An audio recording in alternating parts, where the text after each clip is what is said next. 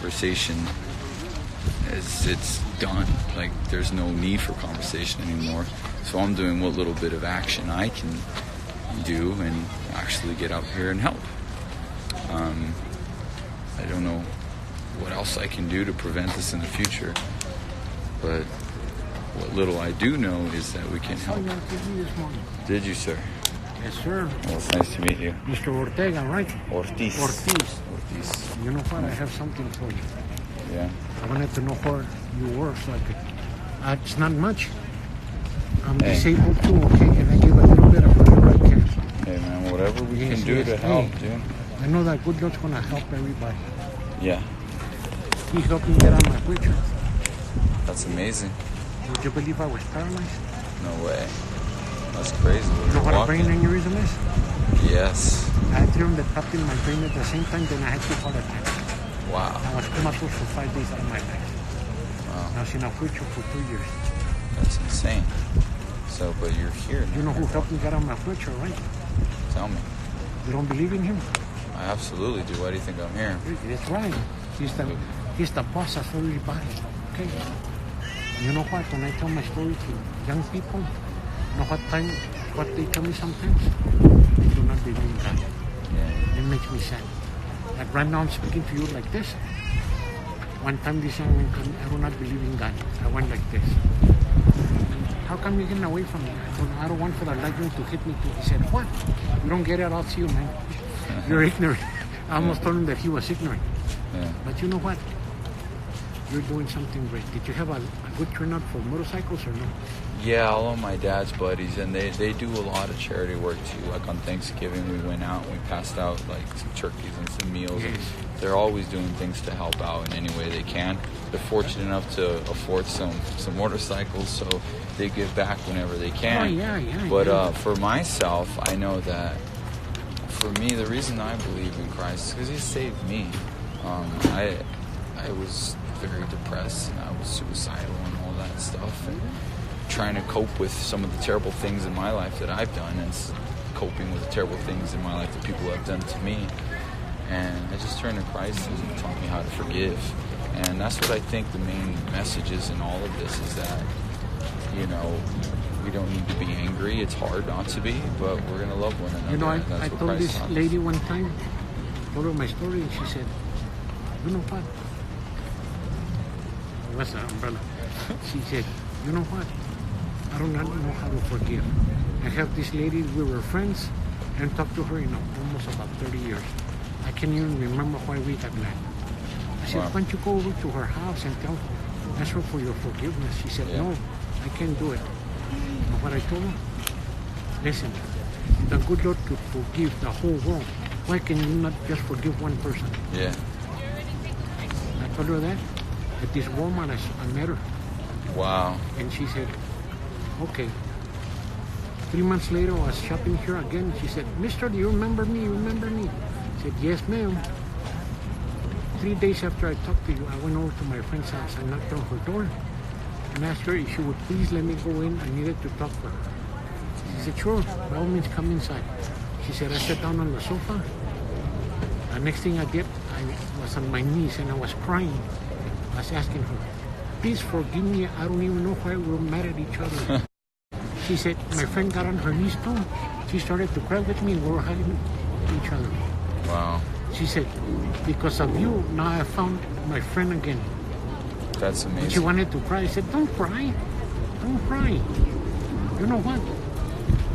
I'm just glad for you that you got your friend back. Yeah. That's all you have to do. Learn how to forgive, right or wrong. Yeah. You gotta learn to forgive. That's right. That's right. That's right. And that's why I want to be here. And I actually live in Las Vegas. This is my mom.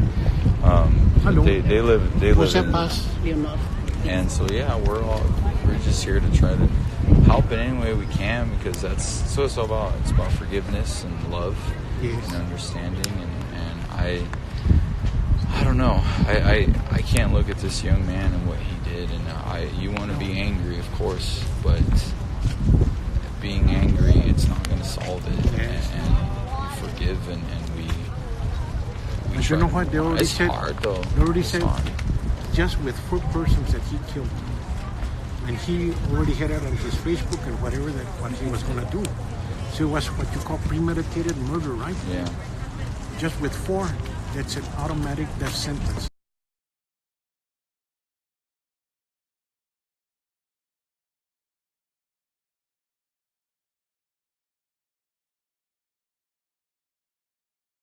Now, death sentence.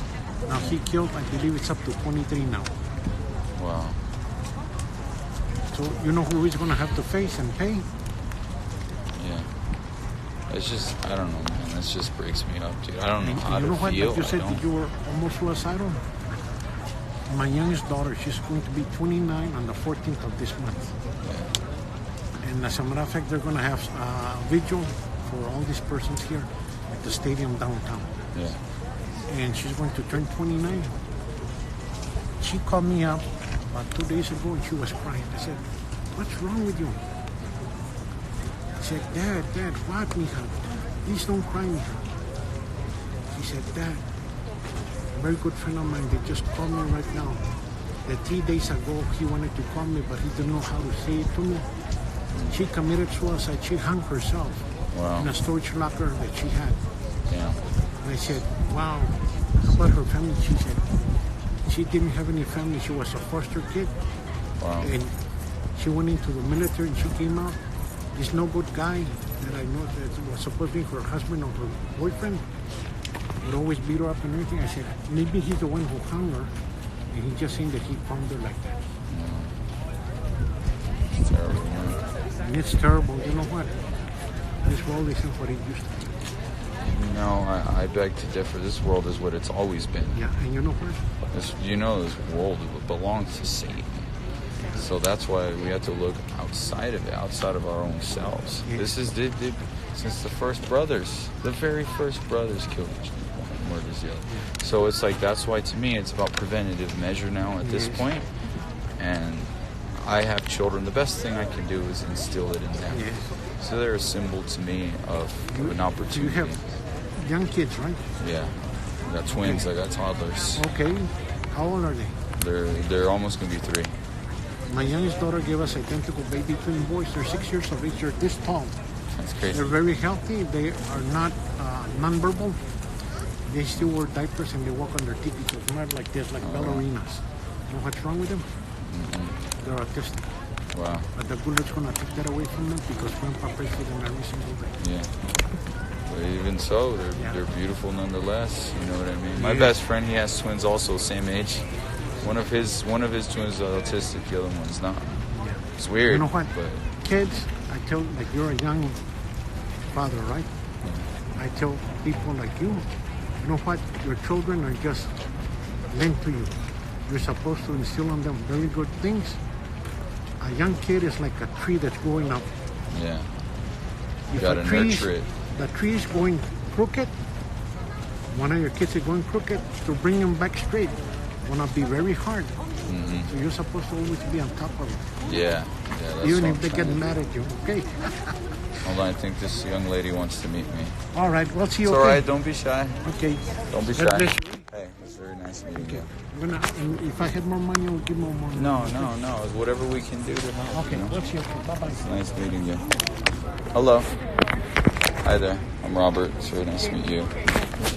Would you like a photo? Okay. Sorry, I'm really shy. No, that's all good. This is like my 5th time meeting you. Really? So like, yeah, this is crazy. Where else did you meet me? Tricky Falls and Speaking Rock. Feels like every time I come to El Paso, I'm just shedding tears. Yeah, I know. I remember at the Speaking Rock show you were crying. And I just looked at you and that was it for me. Yeah. I started bawling eyes. That was bawling the eyes out during it. anniversary of when my grandfather had died. It was that day.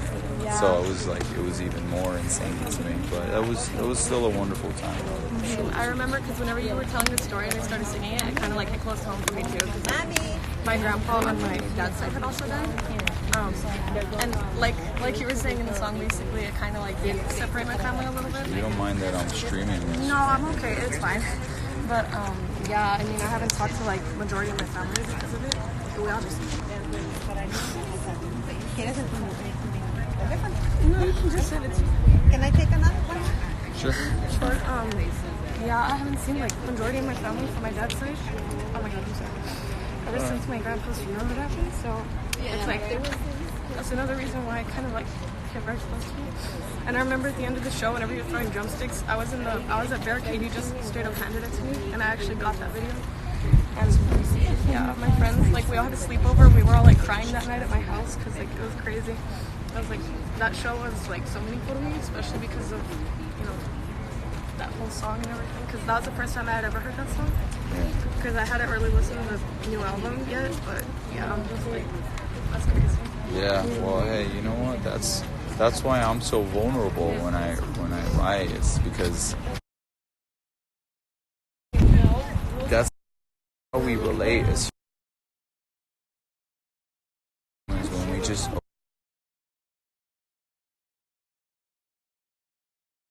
open up and when we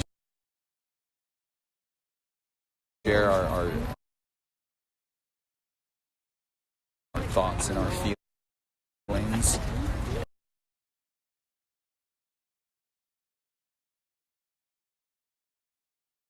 It kind of lets you know, like, hey, you know, this isn't that weird.